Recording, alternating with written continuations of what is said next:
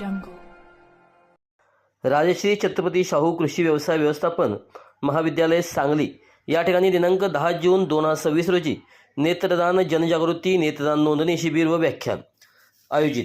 विशेष कार्यक्रमात प्रख्यात डॉक्टर मनोज पाटील यांनी विद्यार्थ्यांना नेत्र हेच नवे धन या विषयावर मार्गदर्शन केले. डॉक्टर पाटील यांनी विद्यार्थ्यांना डोळ्याची निगा कशी राखावी याबद्दल सोप्या भाषेत समजावून सांगितले. डोळे हीच खरी संपत्ती आहे. योगी जसा मार्ग दाखवतो तसे डोळे आपल्याला आयुष्याचा मार्ग दाखवतात. म्हणूनच डोळ्याची काळजी घेणे, नियमित तपासणी करणे आणि नेत्रदानाचे महत्त्व समजून घेणे आवश्यक आहे, असे प्रतिपादन त्यांनी केले. यावेळी डॉक्टर पाटील म्हणाले की स्नेह, प्रेम आणि आपुलकी डोळ्यातूनच व्यक्त होते. शब्दापेक्षा डोळे जास्त बोलतात. म्हणूनच विद्या, हातचे कौशल्य आणि चांगली दृष्टी यांचा संगम आयुष्याला यशस्वी बनवतो.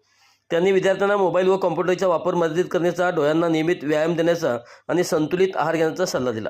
कार्यक्रमाला महाविद्यालयाच्या प्राचार्य डॉक्टर अर्चना शिंदे उपस्थित होत्या. त्यांनी शिक्षणासोबतच आरोग्याची काळजी घेणे किती महत्त्वाचे आहे हे सांगितले. डॉक्टर पाटील यांचे मार्गदर्शन विद्यार्थ्यांसाठी खरोखरच मोलाचे आहे. स्वामी विवेकानंदांच्या विचाराप्रमाणे योग्य उपस्थिती आणि निरोगी दृष्टी हेच यशाचे गमक आहे, असे डॉक्टर शिंदे म्हणाल्या. कार्यक्रमाचे सूत्रसंचालन NCS अधिकारी प्राध्यापक किशोर चंदुरे यांनी केले, तर आभार प्रदर्शन प्राध्यापक सादिक कराडकर यांनी मानले. यावेळी मोठ्या संख्येने विद्यार्थी, शिक्षक व कर्मचारी वर्ग उपस्थित होता.